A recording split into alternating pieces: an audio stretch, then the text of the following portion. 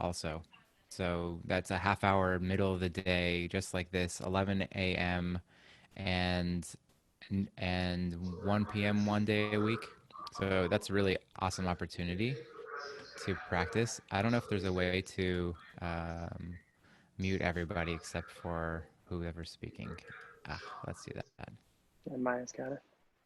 Okay, cool. Yeah, because I hear some Yeah. background stuff. And yeah, so jmctx.org, we basically teach Jewish mindfulness so that what I found is that a lot of synagogues, when they do a program like they host a program with me, they end up getting a bunch of people who either never who are members but don't come to synagogue most of the time because they're whatever the normal services don't appeal to them, or they are not members of the synagogue at all and have been hanging out in the Buddhist temple or the Zen center or whatever it is in their local area, which is basically Buddhist, and have been really seeking a Jewish expression of this kind of meditative practice for quite a while. Many of them are say to me, I've been there for 20 years already. I've just been waiting for an opportunity to connect with my synagogue. So Right. it's a beautiful Beautiful. practice for me. Yeah, it's a beautiful way. So last time you taught, you referenced um, some Jewish text that kind of displays and shows the history and traces the history of Jewish meditation in meditation in Judaism. Yeah. So if you wouldn't mind, if you could share some of those texts, then we'll learn them using the text, and then toward the end, maybe we'll do meditation again. Yeah, that would be great. So yeah, my plan is also to go through some of the texts that are really familiar to you, probably, Mm-hmm. and some texts that you probably never saw before. That even I, this is actually I'm going to present to you a text that I've actually never presented before. So this is brand new, fresh, Excellent. It's debut a of debut. my Yeah. own teaching, for my own teaching, not into the world, but into my own teaching. And then how So I'm long going to is share. the meditation at the end? How long do And you then want we'll to save for that? meditate for 10 minutes. I want to Okay. save 10 minutes at the end so Wonderful. that we can go through and do a really sweet practice that is really helpful for these kinds of times, especially to respond to what we're all going through, which is this sort of elevated sense of anxiety and tension. So let Okay. me see if I'm going to share my screen. Okay. Thanks. Okay. Anybody recognize this one? Yeah. Okay. Good. So I didn't translate it, but here is the Ve'ahavta. This is the blessing from the Shema. We've all seen this. We see this as central to our text, to our tradition. Ve'ahavta. First of all, notice the fact that it begins with love. I'm going to begin this session with love, and I'm going to end this session with love. Love is such a critical piece of this whole uh, tradition that it's like I don't know why it is exactly, but sometimes people say, "Oh, love, that's a hippy dippy thing." You're like, no, look, right here. This is our tradition. This is our tradition. It says, "Love."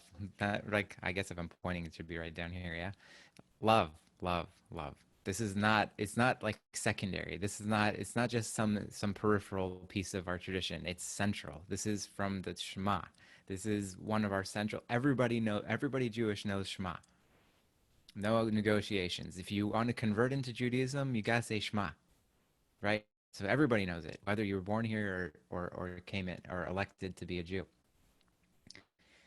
Ve'ahavta b'chol levavcha, b'chol nafshecha, b'chol meodecha, with everything you've got.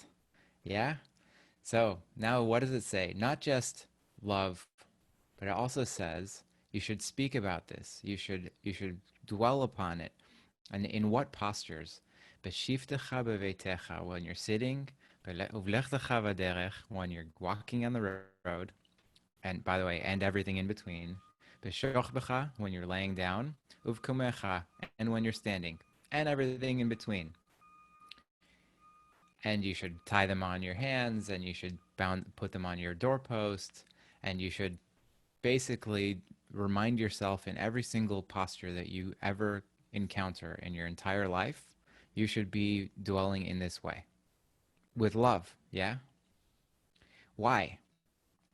Why should you do that? Leman tizkeru. I'm going to the next paragraph. I sort of cut a whole big chunk out of the middle. Yeah, leman tizkeru, so that you will remember. Lizkor, zikaron. That's remember. This is a central part of our tradition is memory. Memory is very important for us. So that you remember, and then you do ve'asitem et kol mitzvotai, that you do all of my mitzvot, all of my commandments. And what happens when you do that? V'item kedoshim, you will be holy. This remembering process through every posture you're in is what makes you holy. That's it. Yeah? With me? Okay, good. So that's the first text. I wanted to start with something familiar because we've all seen this. We know what it is, and we probably didn't notice it in this way.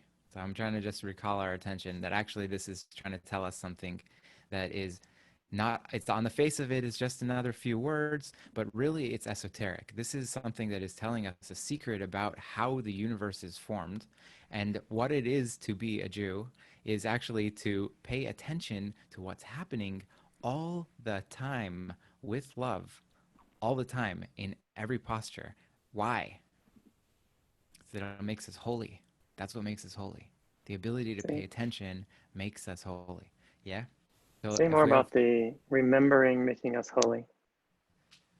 okay, so this is the whole thing about meditation. It's like people think, for some reason, I don't know why, they think that what the whole purpose of meditation is just to keep your attention only on one thing, to never have any thoughts extraneous come in, to just be locked in, basically. But what you know if you practice meditation, and I see some faces, familiar faces, so I know some of you practice for sure. So what you know is that you're always going to get lost. You're going to get lost in your thought. You're going to go get lost in sensation. You're going to get lost in a lot of ways. That happens in practice on meditation, but it also happens in the rest of our lives. And what our job is to remember that I'm no longer with whatever it is I'm trying to track. I'm no longer being kind. I'm no longer paying attention in the way that I'd like to be in this world. I'm no longer acting lovingly. And then I remember actually what I'd like to do is pay attention and be loving. Let me bring my attention back to that. Let me try to go back to that. So the memory part is so central because we have to just we're going to get lost. It's inevitable. We're going to get lost. We have to remember over and over. We have to remind ourselves over and over. We have to have Mm. people around us that remind us. We have to set it on our hands. We have to put it on our doorpost. We have to put it all around us so that we can remember how we really want to be in this world. Is that the is that Beautiful. the is that what you were? That's what I was asking. Okay. Yeah. So that's so if actually I guess if you have questions, you could probably put questions into the chat box and then we can get to them later, hopefully. If not, I'll also respond to anybody later. But here we go. So this text is from the Torah, which is a precursor to the Shulchan Aruch. If you've heard of either of these things, what the basic orientation you need to know is that there's the Torah and the Tanakh, then there's all of this rabbinic literature, the Mishnah, the Gemara, the Talmud, and those are the ways that our rabbis have like debated how to do Jewish practice. And then came a few different codexes. The first one, major one, was Rambam, and the next one after Rambam is the Torah. The next one after that is Shulchan Aruch, and many people nowadays consider what is written in Shulchan Aruch to be normative Jewish practice. That's where you get the Jewish laws from. If you want to know what the Jewish law is, you go to Shulchan Aruch. This is a step before him. This is his father. Before Shulchan Aruch, his father wrote this text. It's named the Torah, and what's interesting about this sort of literature is that it's super legal, like hyper legal. They really cut out all of the discussion, all of the stories, um, all of the nuance that the Talmud had in terms of debate. We know about Judaism as a tradition of debate and different stories and different opinions, but the tour, basically starting with Rambam, going into the tour Shulchan Aruch, they start to cut out all the stories and to say, actually, just do it like this. Yeah, just tie your right shoe first. Yeah, just wash your hands 3 times back and forth. Just do that. You don't need to know about a debate about it. Yeah, just do it. So this is interesting because it falls right in the middle of this super legal text that, and it gives us a principle that actually overrides and rises above, I would say, or underpins everything, undergirds everything, all of those principles. So here it is. So this is Yaakov ben Asher. He's 13th to 14th century in Germany, Spain. וכן בכל מה שיהנה בעולם הזה, everything that you enjoy in this world, לא יכוון להנאתו, אלא לעבודת הבורא יתעלה. Your purpose is not to just enjoy what you enjoy, but also it should be for the sake of service. It should be for the sake of doing something greater than yourself. For the sake of the creator, yeah? And when I say creator, I'm thinking about that force that we are all in touch with, the thing that's keeping us alive, the thing that keeps the lights on in here, you know, in this planet. This is a quote from Psalms, and this is the central piece. As it is written, you should know the divine in all of your ways. And our sages said, everything you do should be for the sake of the heavens. What does that mean? For some higher purpose, not just for yourself, for something something bigger than ourselves. And so Rav Yonah also wrote this in Pirkei Avot. He said it, everything you do should be for the sake of something higher, some higher purpose, yeah? Even things that are permissible to do on their own. So now here's a good list. I love this list because remember that last list that we saw in the Shema? All of those postures? Yeah, this is going to refine it down even deeper than that. You would think that it would be okay just to sit around, just be sitting or standing or walking, just for the sake of walking or just for the sake of sitting. Yeah, but no. Here's going to say, look, אפילו דברים של רשות כגון אכילה ושתייה, eating and drinking, ההליכה, הישיבה, walking, sitting, הקימה, standing, התשמיש, cohabitation. And they're going to keep going. השיחה, conversation. וכל צרכי גופך. And every single one of your bodily needs. יהיו כולם לעבודת בורך או לדבר הגורם לעבודתו. Every single one of those things should be for the sake of service, of this divine force that is animating all of us, the thing that keeping us alive now, yeah? Either in direct service of, or something that peripherally brings me closer towards being able to be prepared to do that kind of service later. Yeah, so if I need to sleep 7 hours or 8 hours or 9 hours so that I can be fully functioning, then that goes into this category. If I need to eat well so that I have the energy, so that I can be in service, so that I can be paying attention while I'm walking and I'm sitting and I'm standing and I'm doing all these other things, then I need to do that. If I need to exercise so that my body and my energy will be up, I need to do that. Yeah, so it's taking actually what we would normally consider the mundane, these things that are sort of like they get in the way of spiritual practice. You know, what I really want to be doing is sitting and meditating or praying or learning or whatever, or taking whatever it is that's spiritual to you, or doing yoga, or I don't know.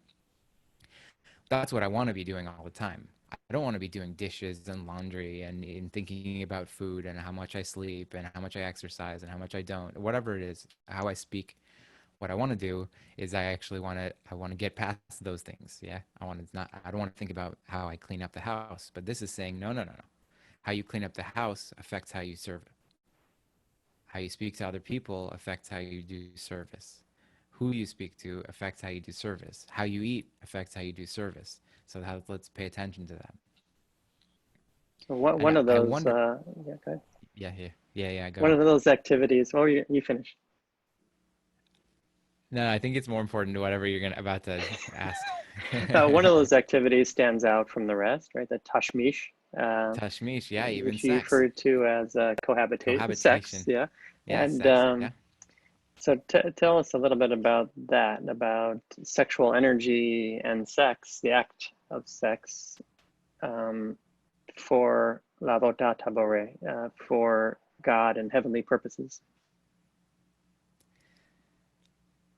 So the question is what is how do we use that energy? Is that the question in a way that's Yeah, I kind of understand, right? So, well, I guess well, it I refers can to give all you of the them. example they I can give you the example Sure. that they gave. They said basically, if I say to myself before I have kids, I'm gonna have some kids so that later in my life they'll take care of me.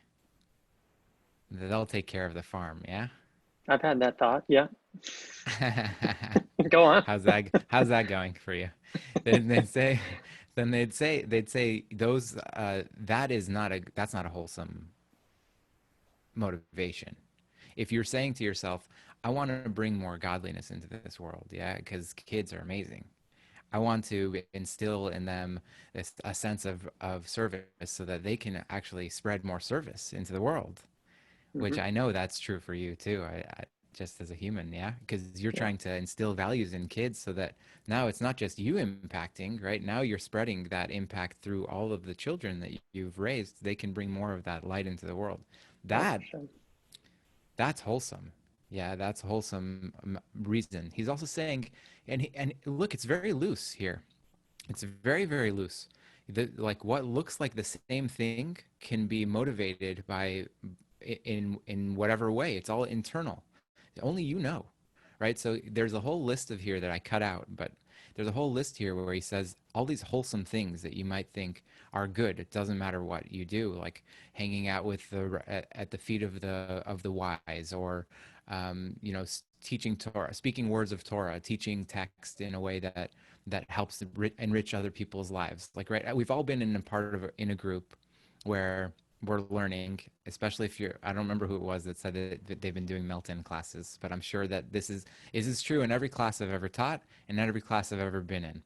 There's always, almost always someone in class who knows a lot, but you always wonder, are they saying what they know because it makes them feel better about themselves or something like that? Or are they actually teaching it to us, like this knowledge that they have? Are they bringing it because it actually enriches the conversation, because it actually elevates things?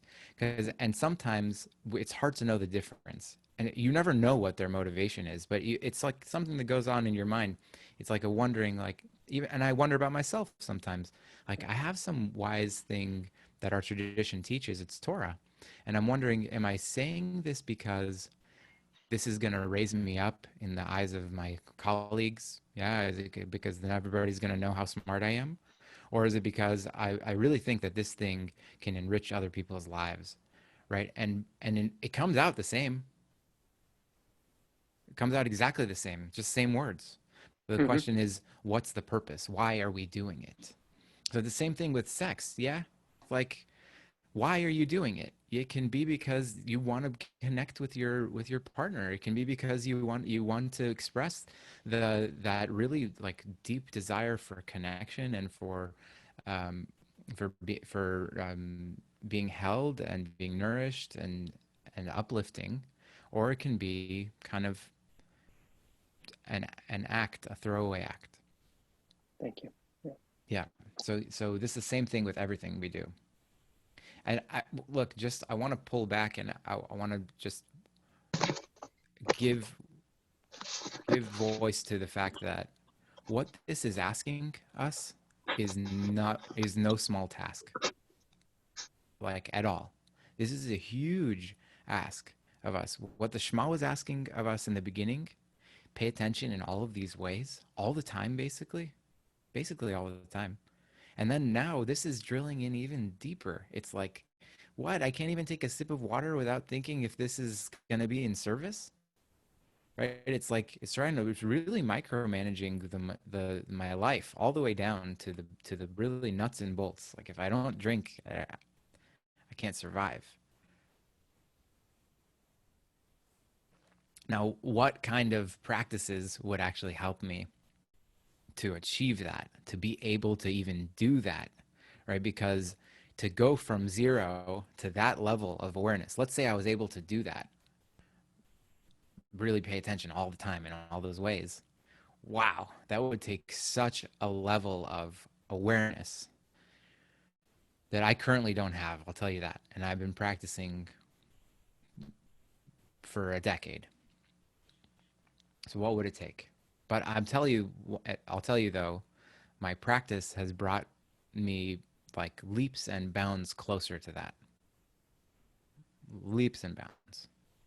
So here we go. Here's the ending of that particular. It was a very long paragraph, by the way. And I also want to give voice to the fact that even at the end of the day, when they come to this conclusion of this section, all they really care about is whether you need to say a blessing, whether at the end of the whole thing or not, or what. That's like with the nuts and bolts. They forget about this whole thing. But here's the meat. Klalo shel davar. Here is the principle. Chayav adam lasum minav velibo al drachav. A person needs to set their eyes and their heart. And by the way, when the masters are talking about your heart, they didn't see a difference between your heart and your mind. When they're talking about your heart, they're talking about your heart mind. It's the same process, and that's actually a big part of my work is helping people to connect their mind with their heart. It's There's a path towards it. It just takes really skillful practice to get there. But use your eyes, use your heart mind, put it on all of your ways, and start to notice the way that you are. Ulishkol et kol maasav, and to weigh all of your deeds, weigh everything you're doing. Bemeoznei sichlo. Here's those words. Bemeoznei sichlo. It's saying that every one of us has. Meoznei sichlo means the scales of your intellect. The scales of your intellect.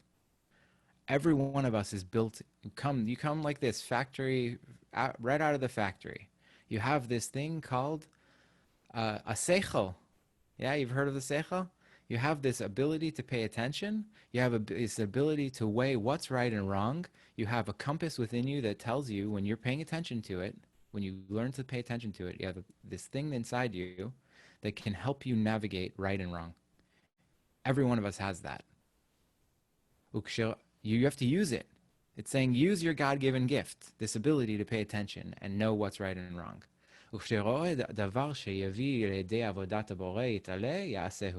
And when you see that it's going to bring you in service, do it. If you if you see that it's going to bring you into this moment, connect you with what's happening now with love, then you do that. And if not, don't do it. So here's the most critical principle, I think, and it drives like almost everything I do. Mishu midot halalu מצויות בו, נמצא עובד את בוראו כל ימיו. Anybody who's doing these things, who's able to pay attention in this way, נמצא עובד את בוראו כל ימיו. Their entire life is an act of service. Their entire life is an act of service. It's like, oh, what happened to all the tying your shoes stuff and how you wash your hands and how you pray and what about the Shabbat and what about all these other things? No, nope, sorry. All of that stuff is ways to get here. All of that is how to get this to this. This is what you're supposed to be doing. So if you can do this and you don't need all that, great. But most of us need all of that because we're human, yeah? Afilu b'shat shivto v'komato, and even in the hours of when you're sitting or standing, or horcho, walking, b'shat ma'asav, whatever they're doing, even in your eating and your drinking and your sex and going to the restroom, walking on the way. In this way, this is Rabbeinu Hakadosh, some rabbi. I remember. I don't know who they're referencing here. I think it's Rav. Zakaf Rabbeinu Hakadosh etzba'otav lemala. They're telling a story. He put his finger up, at the end of his life, b'shat mitato. Right at the end of his life, the holy rabbi, put his finger up and he said, "Galui ve'yadui lefanav." It is known before the divine. Shelo ne'neti mehem ela l'shem shamayim. I did not take enjoyment unless it was for the sake of something greater. That's why I did stuff, right? So I took naps because I needed to refresh myself. I ate the piece of chocolate because it would help me move forward. Because I enjoyed a bubble bath because I knew that would replenish me. I took a retreat because I knew that it would help me center myself. I took that Sabbath. I put my phone down because I knew that it would help me be in service for the other 6 days of the week. So this is the challenge that our tradition has given us, and it's saying that actually this is what our end goal is. How do you be in service? This is your end goal. This is your end goal. That I can be in service in every moment of my life, from the most basic pieces of how I'm laying down to how I'm standing up to how I'm walking to how I'm drinking to how I'm eating to how I'm everything. How I am every single thing I do. And the good news is that we have this amazing tradition that teaches us how to do that. We have all these all these routes, 100 blessings a day, gratitude in the morning, practices for that, cultivations of love and compassion, and we have these Sabbaths that help us reset, and these 8-day retreats that one of them we just went through, right? The Passover holiday is an 8-day retreat. The Sukkot holiday is another 8-day retreat. They happen at the both sides of the year, spring and fall. They're there for us to replenish ourselves. The Shabbat is there every week. Rosh Chodesh is here every month to help us replenish. We have this whole system put in place to help us to achieve this. And it's up to us to start to install those practices in our lives in a way that makes sense for our temperaments. For each one of us is different, yeah? And then we can start to see the fruit of that. We can start to see that all of a sudden we're grateful, we're feeling holy. We're back to what that beginning text was, right? Why? Why are we doing this? Leman tizkeru v'yitem kedoshim. Because then you can remember. Then you can remember to pay attention. Why am I drinking this? Why am I eating this? Why am I like, what am I doing with this sexual energy? How am I gonna put that into the world? Yeah. So it doesn't stop anywhere. I'm gonna So pause can because you? I think it looks like Rabbi is gonna ask me a question. I didn't raise my hand. You intuited correctly. Um, uh, Compare and contrast to a Buddhist take on being present. Right. So, from Love what when I you ask me that. understand, from what I understand, like when you're washing the dish, oh, there you go. When I'm washing the dishes, be present and wash the dish. Yeah. So So it seems a little bit different. they don't have a service aspect in terms of Hmm. like they're not connected to the divine in the way that I am being very explicit about. Okay. That I actually see that what is the all there is, like that line in the Shema, Adonai Echad, I think is saying like there is only one thing that's happening right now, and it's God being God. And we are part of that. We are an expression of that. Whatever we encounter in this world is an expression of God manifesting. Yeah. So I'm actually I'm reading that in to this practice because that's my worldview. That makes sense to me. That's what makes it a spiritual practice to me. Hmm. I think Right. that each of us, the part of us that me'oznei sichlo, that part of us that is able to pay attention, the scale of our intellect, that I think is the divine spark. I think that's the part of us, that's our neshama, that's our soul, that's the part of us that is connected to the divine unfolding all the time. And this text here, look, Buddha advised practitioners to reflect before every action. Is what I'm about to do for the good of others as well as for myself? He further advised that the same scrutiny be maintained during as well as after an action, while you're doing it, and then even after you've done it. And if at any time self-serving motivation becomes apparent, a course of correction can be made and the action amended before. So if you notice before, then you just don't do the thing that's not wholesome. And if you notice it during, you can stop. Like I've definitely done this where I've noticed I'm off track here. This is not how I want to be. Sorry. Oh, hold on. Pause. I'm so sorry. Mostly I'm saying sorry to Sarah, my wife. I'm saying sorry, Sarah. Actually, I'm not being how I want to be, and I'm so sorry. I came out wrong. It's coming out wrong right now. This is not what I mean. Or after that thing I did or said, I'm so sorry. That was not in alignment with how I really wanted to be in this world. Yeah, many times, hopefully, we can get to the point where it's before more often. But Okay, that's the pathway here. This is the Buddhist way. So I gotcha. don't know what's the difference. Every spiritual practice, I think, is trying to get at the same thing. This is just ours. Yeah, Maybe we'll pause for a few questions or comments. Is yeah. I don't that know all if we right? see. I can't see the questions Yeah, is right that now. I'm Maya? gonna Can you, stop the share of the screen. Janice and Aaron? Yeah, Um, hmm, before enlightenment. Janice, yeah. Ah, Janice? yeah, yeah. Aaron said that. Yeah, yeah, exactly. Before enlightenment, sleeping the floor. After enlightenment, sleeping the floor. Right? That's in terms of chores.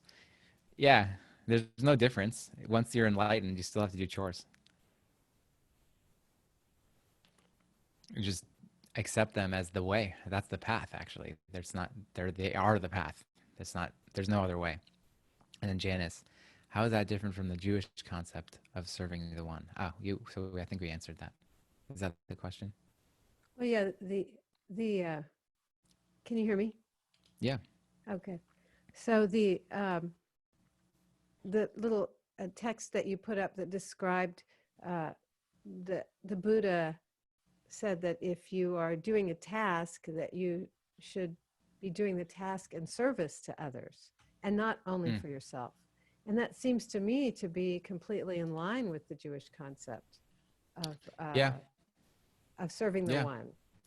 Yeah. I think it's. I think that there's a nuance that is missed in the Buddha. I think it's purposefully agnostic in the Buddhist text. They want to stay out of the theological waters on purpose, and I've heard the Dalai Lama talk about this. That actually it's not that they don't believe, it's just they want to stay out of that conversation. And as I've said this to people who tell me, oh, I'm not a very good Jew because I'm an atheist. And I say to them, look, um, the only prohibition in our tradition is not having other gods. That's the prohibition. Like, if you have no god, that's better to me than having a false god.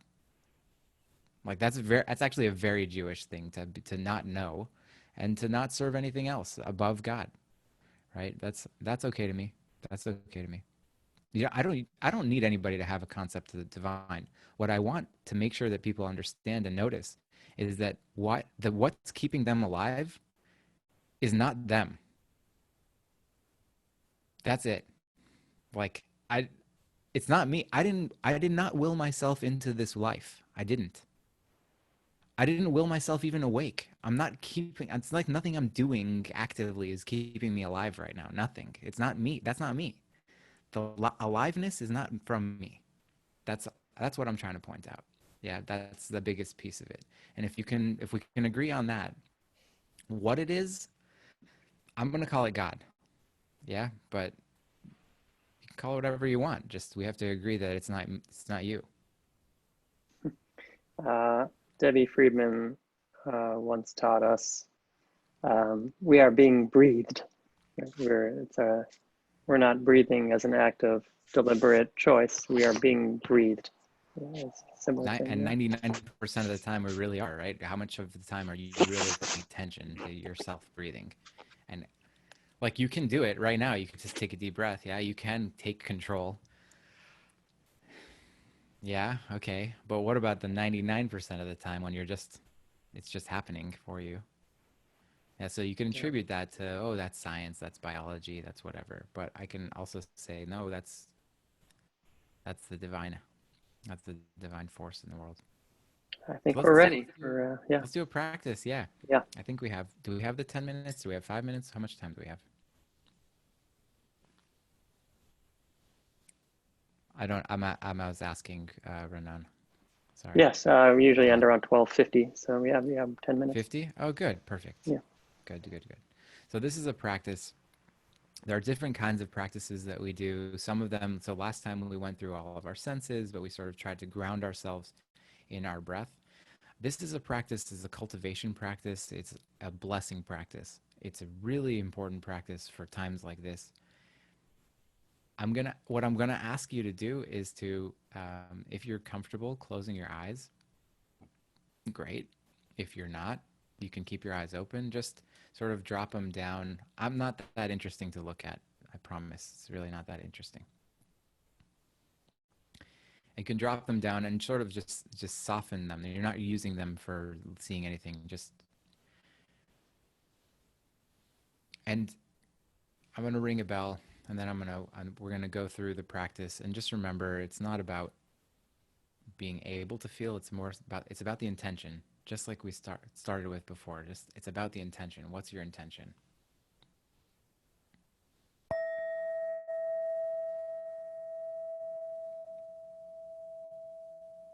Just listening.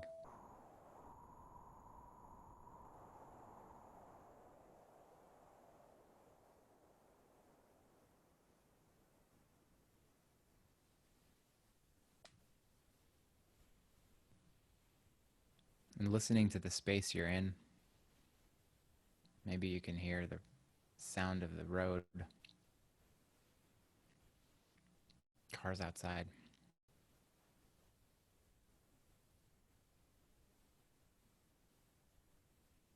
Bringing your attention to your body, feeling yourself wherever you are seated. Take a breath or two just to bring some calm into the scene.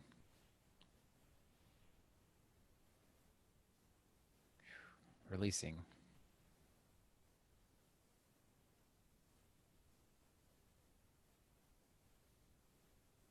Bringing your attention to your breath, noticing that without any effort, it's coming in and out. You're being breathed.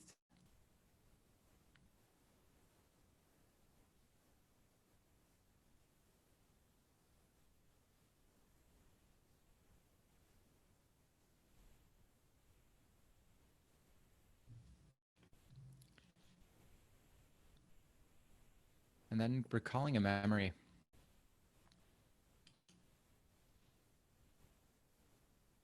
a time when you felt loved.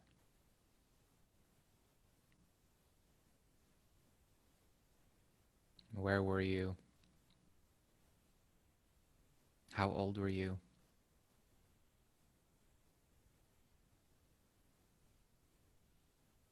What was it that made you feel that love?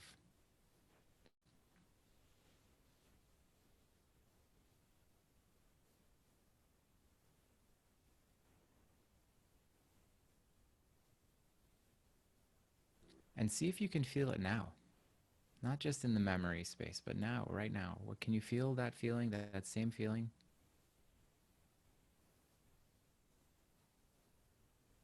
If not, it's okay, but the intention is there.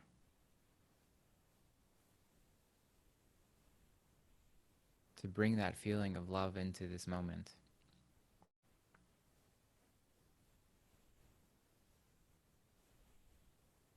And now think of somebody in your life or something that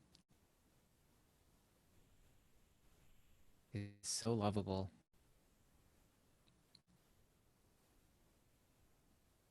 And send them a blessing. The feeling that you're feeling inside, send them that feeling. Reverberate that into the universe toward them. And you can say gently inside, may you be blessed with love. Send that out.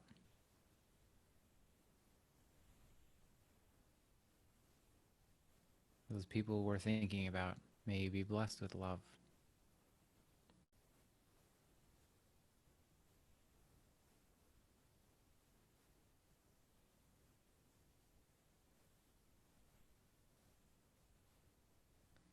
And now recalling a memory of a time when we felt peaceful.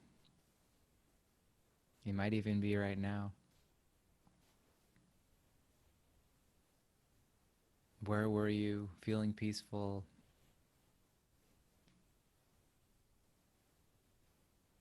What did it feel like?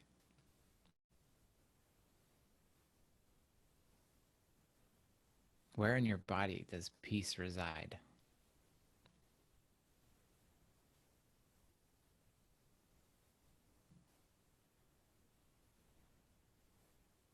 Bringing that feeling into the present moment, that feeling of peace, of shalom,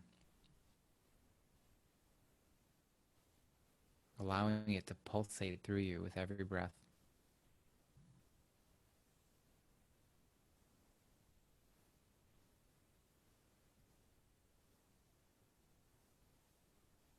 And that same person you sent love to, or the same thing, it could be a little baby or a puppy or a kitty, send that peace, the feeling of peace in your body, send that feeling of peace out, reverberating that out into the universe, spreading those waves of peace. May you be blessed with peace.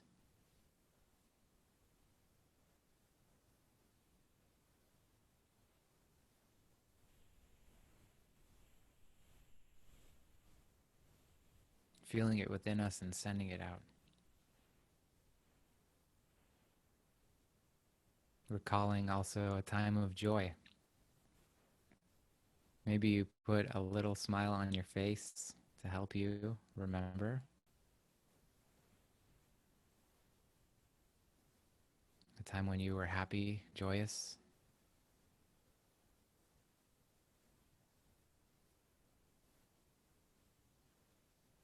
And what did it feel like?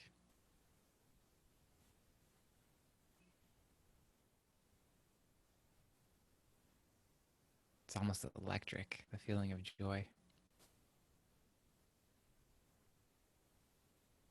Bringing it into this current moment and sending it out in the same way. May you be blessed with joy.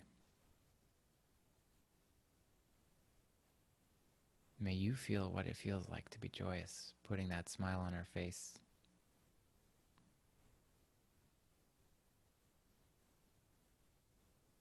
May you be blessed with joy and compassion. A moment when you felt compassion, when you felt seen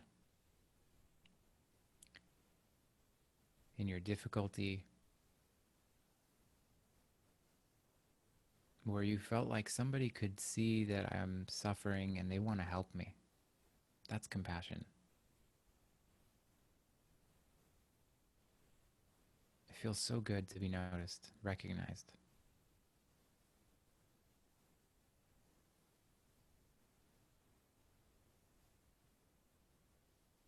Seeing if we can notice what that feels like in our body and blessing it out. May you be blessed.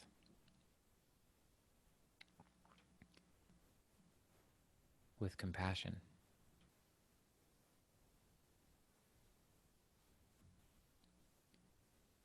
And then on your own, taking a few breaths with each of those. If the feeling is already present for you, you don't need to go to the memory, just feel it and then bless it out. And if you need a little reminder of what it felt like, each of those, love, let's start with love. Bring that feeling into your body through the memory, or just maybe it's there, and then send it out as a blessing.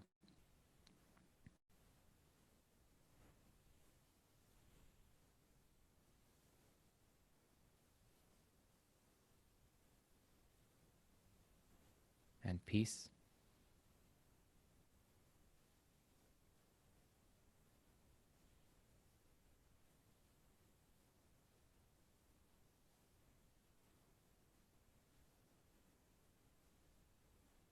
And joy.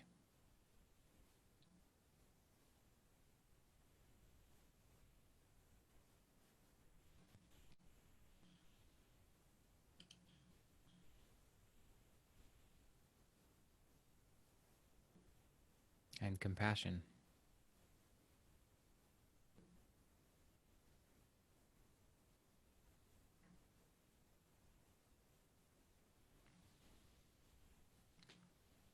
May you be blessed with compassion.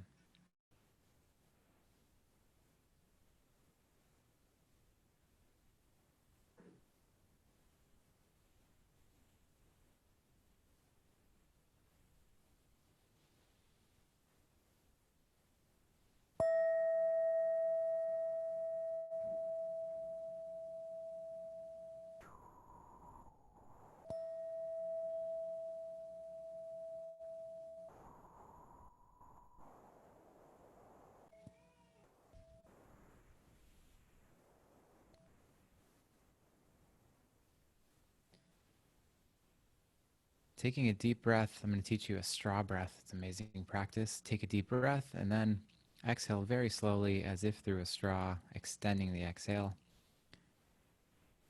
Feeling that sense of calm that goes all the way from the top of your head all the way down into your guts, to the pelvic floor. Take another one of those or two.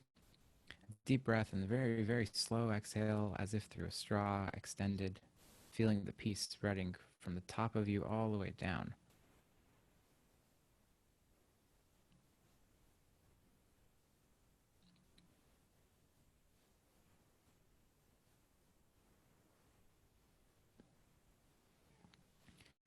And when you're ready, open your eyes. Come back. So those two practices that you can do, you can take into your life. I can help you work with them if you need help with it. But that's a blessing practice, so important for this time. It's people who practice this practice, that practice, for an extended amount of time, for a few weeks, have reported that they feel more ease in their life, more joy, more buoyancy, more uplift, and generally feel a lot better. They feel like they get sick less often. It's a really actually an amazing practice. I will say that I think it's really important not only to have those feelings. Look, the most important part of that practice is that you be able to feel those things, because it's for it, you get to feel it for you, and then you send it out. Now, the next piece of that, that's the next most important thing, is that you connect with whoever you're sending that blessing to and tell them, I've been thinking about you. I love you. I care about you. I want you to feel loved too. Yeah, that's super important. Um, and then that last practice, the straw breathing practice, that's been shown, that's kind of like the deep breath and then the slow extended exhale, has been shown to activate um, the vagus nerve, which resides in your brain stem, and that's like it's a kind of counteractor to your fight flight system. When you activate that vagus nerve, it resides here, but it also goes all the way down into your guts. It's like the roots of a tree. And so when you breathe in that way, it activates that whole system all the way down, and that sense of calm goes all the way through your entire body. So you can do that, and it's a short way, it's a shortcut to get to calm really quickly. So thank you. I appreciate everybody's kind attention. I've seen such the beautiful faces and names, and I'm very grateful to be doing this practice and to give this to our community. So thank you also, Rabbi Teller, for Of course, thank organizing. you. Todah Rabbah. May all of our actions be guided in the service of God and others, and sacred pathways. Todah. I Amen. appreciate it a lot.